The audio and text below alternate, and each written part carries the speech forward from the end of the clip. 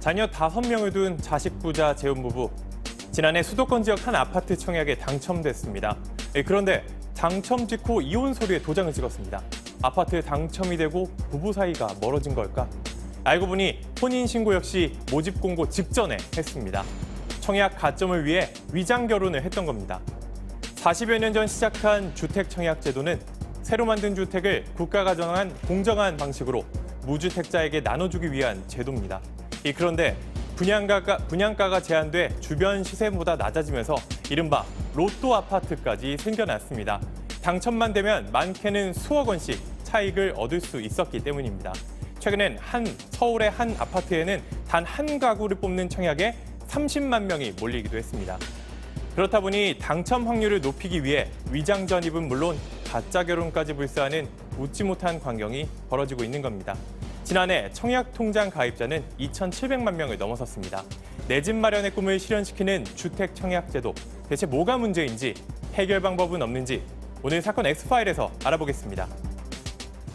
예, 진짜 집값이 지금 뭐 폭등 양상을 보이면서 이 청약 열기도 덩달아 뜨거워지고 있습니다. 자, 몇 가지 좀 예를 들어드리면 우리나라 인구의 절반 이상인 약 2,700만 명이 지금 청약 통장에 가입했다고 하죠. 제가 아까 들어오기 전에 들은 얘기인데 이 기자도 최근 좀 아픔이 있었다고요. 네, 제가 이제 생애 처음으로 이제 청약을 한번 했는데 제가 넣었던 곳이 이제 경쟁률 제가 떨어지고 나서 다시 한번 찾아보니까 250이 넘었더라고요. 250 강남이구나. 5대 1인가 그 정도 돼가지고 기댄 부품을 이제 돈을 어떻게 내야 되나 이러고 기대를 품고 있었는데 똑 떨어져갖고 걱정 안 해도 되겠습니다. 아, 그래요? 그 열받아서 오늘 옷을 그렇게 입고 온 거예요? 분위기 좀 바꿔보고 싶어가지고. 아니, 저 오늘 완전 무슨 트로트 오디션 나가는 줄 알았어. 오늘. 좀 제가 아끼는 정장 한번 가져와 봤습니다. 본인 옷이라고 합니다. 진짜. 본인 옷이에요? 회사 옷이 아니고? 네, 이제 옷이라고. 정장 넥타이까지 오늘 좀 기분 전환하고 싶어가지고 좀 화사한 걸로. 충격이 컸구나.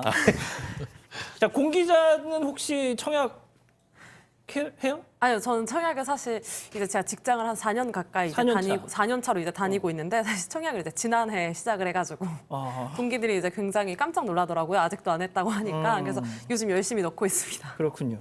자, 이 기자 아무튼 최근에 서울에서 이런 일이 있었잖아요. 단 한 가구 모집하는 청약에 30만 명이 몰려서. 네. 진짜 이건 어떻습니까, 이거? 이게 사실 지금 JTBC 사업 꼭대기 올라가는 보이는 곳입니다.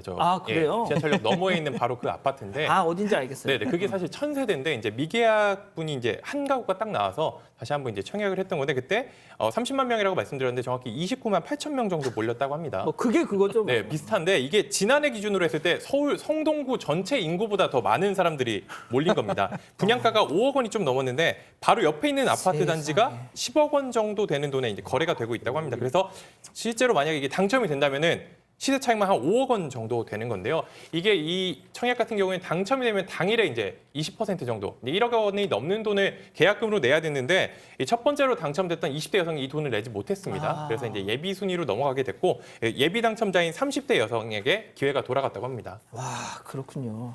근데 이제 이 아파트 청약 제도라는 게 70년대 이렇게 극심했던 그 아파트 투기 이것 때문에 막 진짜 궁여지책으로 만들어졌던 제도잖아요. 예, 맞습니다. 청약제도가 등장한 게 1977년이라고 하는데 이 당시에 투기가 너무 심해서 뭐 투기 부인 이런 단어가 유행할 정도였다고 하는데요. 어느 정도였냐면 강남과 여의도를 중심으로 투기가 굉장히 극심했다고 하는데 1977년에 이제 여의도의 한 아파트 투기 현장에서는 한 투기꾼 한 명이 현금으로 2억을 들고 와가지고 100가구를 신청한 사건이 있었다고 합니다. 근데 저희가 찾아보니까 그 당시에 제조업 근로자의 한 달 월급이 5만 원이었다고 해요.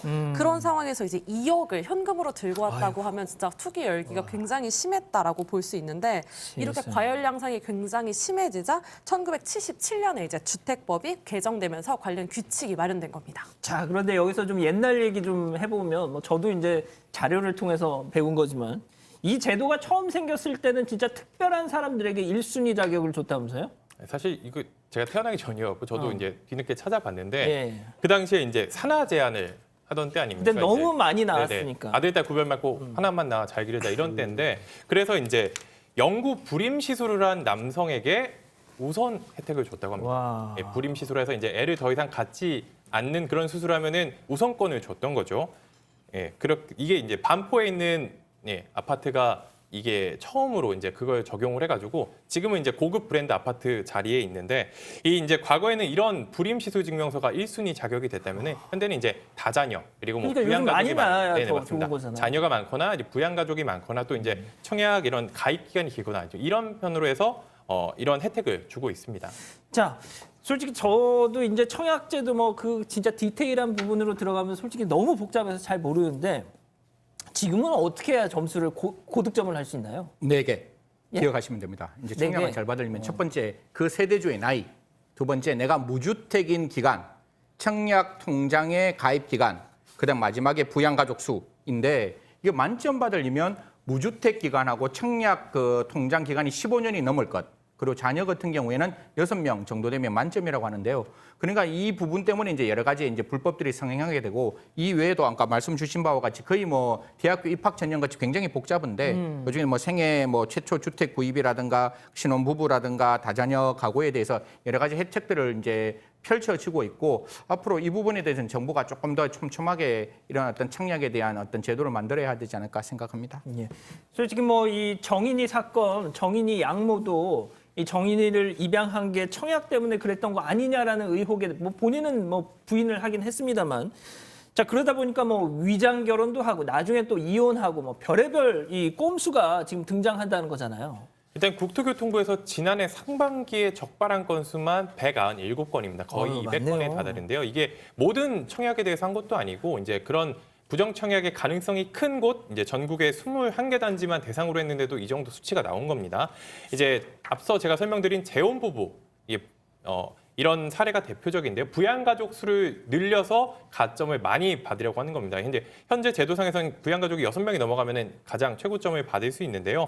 그렇다 보니까 이제 어떤 작은 아파트 소형 주택이었는데 무려 8명이나 주민등록이 됐던 겁니다. 너무 작은 아파트인데 어떻게 8명이나 사나 이게 의심스러우니까 그렇죠. 이게 알아보니까 이제 공고일 직전에 결혼을 하고 전입을 했다가 당첨이 된 다음에 또 그 아파트에 잠깐 이렇게 있다가 다시 주소지를 옮긴 거죠. 이혼까지 하고요. 그래서 위장 결혼을 한 게 이제 드러났던 겁니다. 그다음에 과거에도 비슷한 사례가 많았는데 심지어는 이제 자녀가 1명뿐인데 자녀가 많을수록 이제 가점이 되기 때문에 쌍둥이를 임신했다. 이런 식으로 가짜 임신 진단서를 이용해서 이 아이고야. 가점을 받기도 했다고 합니다. 그래서 이제 특별 공급에 해당한다고 하는데요. 이런 경우도 있었고 또 가족이 아닌데도 가족인 것처럼 우리가 지금 다 같이 사는 게 이제 친족 관계이다. 이런 식으로 서류를 꾸며서 이렇게 적발되기도 했습니다. 근데 제가 말씀드린 이런 수법들 다 적발된 사례입니다. 지금 이걸 보신다고 저렇게 하면 되는 거 아니냐라고 하면은 절대 안 된다는 거 분명히 한번 다시 말씀드리겠습니다. 네. 아무튼 일단 이 부정청약 수법으로 가장 많이 쓰이는 게 지금 일단 이 자료를 보니까 위장 전입이네요. 그렇죠. 뭐 가족 수가 많다든지 아니면 특별 공급할 때 쓰는 방법이에요. 이 국가 유공자라서 되는 경우인데 지방에 거주하고 있어야 되는 사람이 이 서울의 고시원에 와가지고 거기서 거주한다라고 해가지고 결국 국가유공자 특별 분양을 받은 다음에 나중에 지방으로 다시 돌아가죠.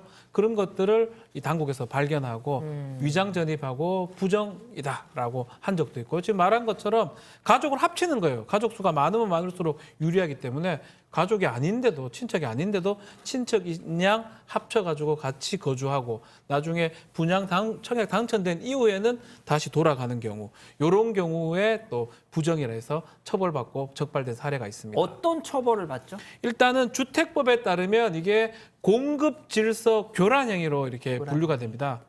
교란시킨 거잖아요. 사실은 처벌이 그렇게 높진 않아요. 3년 이하의 징역 또는 3천만 원 이하의 벌금이 가능한데 이제 이게 문제가 되는 거죠. 공급 계약 자체가 취소가 되고요. 이 적발일로부터 10년간 최장 10년간 청약을 더 이상 할 수가 없고 만약 이득을 얻었다면 이익의 최대 3배 정도 벌금을 매깁니다. 이 부분이 가장 이제 중요하다고 보입니다. 자, 그런데 여기서 진짜 궁금한 거. 부정 청약이 딱 이제 적발이 됐어요. 근데 이 사람들은 이미 팔고 떴어. 그래서 다른 사람들이 살고 있어, 그 집에. 아니, 그러면은 어떻게 되는 거예요? 지금 살고 있는 사람들. 그런 사건이 실제로 이제 부산에서 있었었는데요. 2016년에 있던 사건으로 그 당시 이 아파트의 청약 경쟁률이 450대 1을 기록했을 정도로 굉장히 인기가 많은 아파트였다고 합니다.